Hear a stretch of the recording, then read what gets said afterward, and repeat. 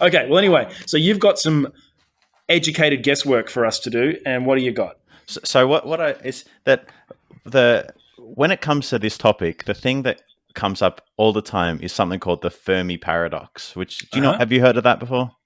Absolutely, and that's in a sense what I was referring to earlier. But yeah, without naming it, go ahead. Which is that if aliens existed, why don't we see them? Why don't we just look into the stars and see like a McDonald's for aliens? Where's this? You know, if they've all got spaceships and they're all flying around everywhere, and we're all super genius alien types, and we're just one of the many. Why don't we see them? I want to get to that, but in this topic of thinking about public reaction, um, Yeah, it's and why haven't we encountered their electromagnetic signals flying through the galaxy?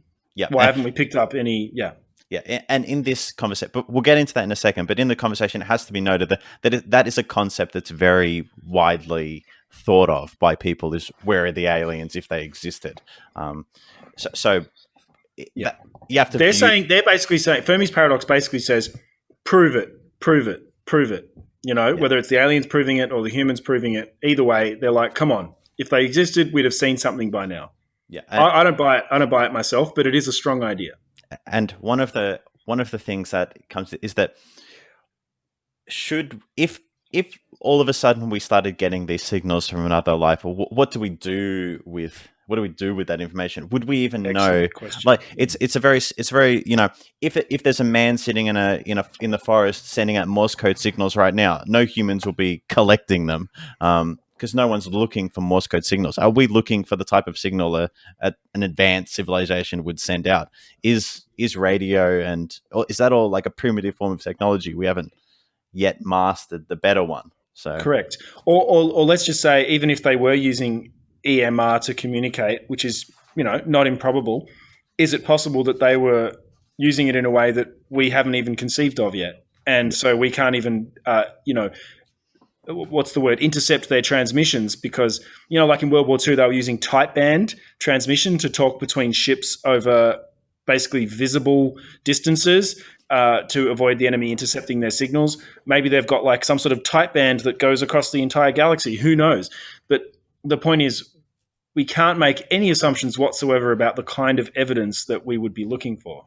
yeah, and another huge I guess spanner in all of this conversation that is one of the is like what is in between galaxies. No one really knows what's in between Yes. galaxies. Yeah. Is it an impenetrable field of radiation or dust, or no one would know, because to get between a galaxy and another one would take 100,000 years, and we haven't Yeah. got that far. But does whatever's in between galaxies stop signals? We don't know. Um, Oh, I see. I see. I hadn't even thought about that. I just, yeah, to be honest, I'll reveal my ignorance here. I was aware that there was, estimates out there about the distance between us and the next galaxy, and we can even know to a fairly good extent about our nearest neighbors. But I guess I assumed that it was just a whole bunch of nothing and in between, and that wasn't really a big problem one way or the other about, signals. Well, But it's maybe, I would say it's like 100,000 years of light speed, which is obviously not the speed anyone or anything could feasibly travel under our no, scientific understanding. But no, but the idea is that not that I have any. This is purely based off just research on the sure. internet, whatever that means. Yeah. That the density of atoms between floating in space between galaxies is presumed to be significantly lower, but not Mhm. not nothing. Not, There no, is yeah, yeah, not zero. Yes, Yes. So yeah, if you are traveling at an immense speed through space between galaxies, there is a chance that you run into things, whether they be meteorites or just those atoms building up. When you get to the kind of speed you would need to go to get between galaxies, an atom is meaningful. You know, yeah, absolutely. In interstellar space, traveling at light speed, yeah, you don't want to crash into small things. No, because they would, yeah, no, like the kind of conceptual ideas around going between those galaxies is what kind of damage would a single atom do? If would it, could it penetrate? How do you make a spaceship with those kind of magnetic, preventers and those kind of, sci-fi, currently ideas? So Well, yeah. So you're saying it's entirely unknown to us at the moment, even if we had the ability to put ourselves into stasis for hundreds of thousands of years and travel at the speed of light. It's still not clear how we would engineer a craft to actually survive the but journey. we're gonna go on the assumption that perhaps if there was a civilization out there advanced enough, they would know this, and Yeah, they would have let's thought. assume that. Let's Yeah, assume that they know they've beaten this problem. yeah, But in this context, is between a galaxy, there's not nothing. There's a lot of something um, that is, even though it's very not dense, it's still something to stop a signal over 100,000 years of travel. Because the signal of a radio wave is at the speed of light. All electromagnetic that's signals right. are. So over the 100,000 years of traveling through that space, how many atoms do you have to run into before your signal is totally jambled? And that's not including like the ideas of like red shifting or like the just the signals getting stretched or shrunk. Yeah, that's right, and all kinds of problems that you may conceivably encounter. You thought it was hard getting wireless from one end of the house to the other. That imagine trying to send signals through space. So, um, quick question: when it comes to the electromagnetic radiation that humans have been putting out so far in history, um, let's say we start with the first radio transmissions on Earth. How far would they have gotten in the So time? Have we even reached the end of the solar system by this stage? Well, Or well, so this is what I've actually got. I've got some of the, so in an article of go, how far into space has humanity's voice reached? So we're going to talk about this as humanity's voice, okay, which is the signal that we've sent out, which hmm is so going that all our signals are going at the speed of light. They're the ones we care about. We've got a radio transmissions, we've got microwave transmissions, we've got the earliest signal we've sent out roughly 200 years ago, which is a very weak radio signal, but let's assume that can just go on forever. two Um, hundred years. My goodness. Okay. so we've got I've got a picture here that I can describe as a spiral galaxy, which is the Milky Way, and there's a section that's zoomed in onto about maybe a 20th of it. So that's our arm of the Milky Way galaxy, and if you zoom in on that to roughly 1 pixel, that's our whole voice. That's as So far as it's gone so far. even within our galaxy, if you zoom in multiple times, we've barely even made a dent on our galaxy. If there was if there was hundreds of intelligent lives just in our arm of the galaxy, we We haven't still even wouldn't have reached. reached them. We Yeah. still wouldn't have reached them with our earliest things like testing 1, 2, 3 on the Mm. Morse code. We wouldn't have even come close Yeah. to reaching. So the I guess I want to challenge that idea of the Fermi paradox of why don't we just see aliens everywhere? Well, is our arm of the galaxy particularly uninteresting? That if I dropped you off on a random place on Earth, there's a high chance that you wouldn't see any humans. Oh, So absolutely, absolutely. Isn't that the number one sort of counter argument to the Fermi paradox? Is, well, come on, it's really big out there. Like, that's kind of the number one objection.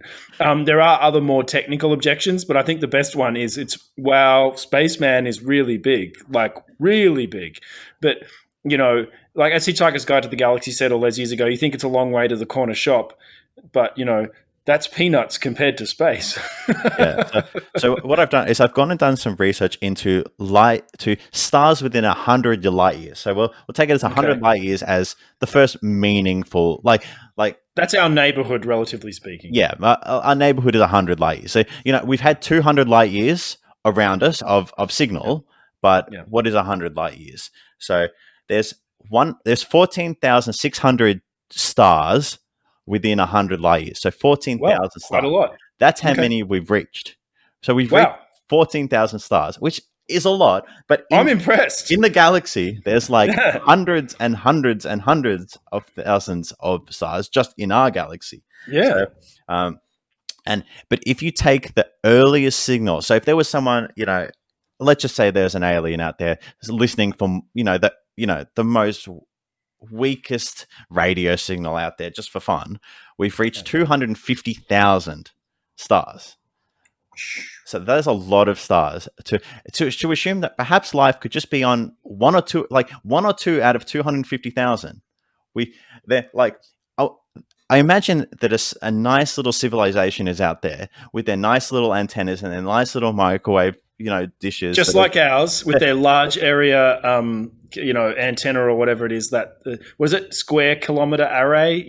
All that sort of stuff. yeah. And they're sitting there going, man, the universe is nice and peaceful. They're about to get absolutely bombarded with signals from us. The amount of signals that humanity sends out right now is ridiculous. Oh, it's an absolute shitstorm. If I can just swear for a second, if you compare what we were sending out in the very early days of radio, a little bit of jazz music and some baseball scores, and fast forward to like the 1960s, and there's rock and roll going out there, and then we invent FM, and then we start sending out television like from wall to wall. And then when you think about all the military use of EMR and all the rest of it, yeah, it's an absolute storm of signals that we're sending out. Yeah, so if they've got their satellites pointed at us, thinking in 50 years' time, it's going to go from silent to a million channels. Oh no, I think it's going to be slow at first. They're just going to pick up a tiny little bit, and then they're going to pick up a little bit more, and then all of a sudden it's just going to go up a cliff. Yeah. So let's go back to, how would we know if they've got our signal 100, 200 years ago. Mm-hmm. They've sent a signal back. So that's right. So that hasn't even got to us yet. So the earliest time we even looked at receiving a signal, like there's been a few of these things. The earliest time we've ever thought of listening to space was back in the 70s. Now, SETI, was that when SETI started? Yeah, search for extraterrestrial intelligence. Now, some of this is probably in the way that this unfolded in the news. You could probably relate to how this worked more. But we got some signals back, and everyone thought, oh, there's just life. There was a constant signal. It was found out to be later to be a pulsing star or some kind of thing that was just sending a regular signal into all of space. Well, one of the discoveries that the SETI program led to was that there are these regular signals coming from astronomical bodies in space. But thinking of that, the 70s when we started listening. So I'm gonna relate all of that sending and come it back to listening, because obviously it would take some kind of civilization a long time to get to us. Yes. Even if we're sending it at the signal of light, unless they had light speed travel, it's still going to take them many years to get here. So in 30 years of us listening, that's 11 stars within, or 11 G type stars, which is very similar to our own star, which is the main hypothesized type of star that would have life. There's only 11. So if something within so there's 11 planets that could have potentially had our signal, had time to work on getting here and to come here if they only went off our signals. Oh, okay. Well, so yeah, that's right. Okay, so wait a minute. 11 G-type stars that might have habitable planets around it, according to our definition, that may have picked up our signal within enough time for them to reply.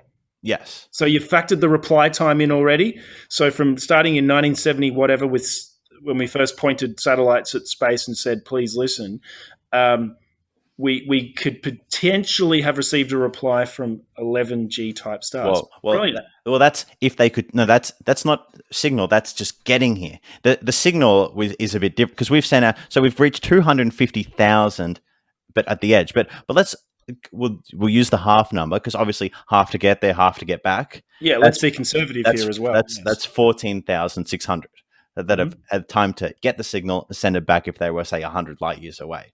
Yeah.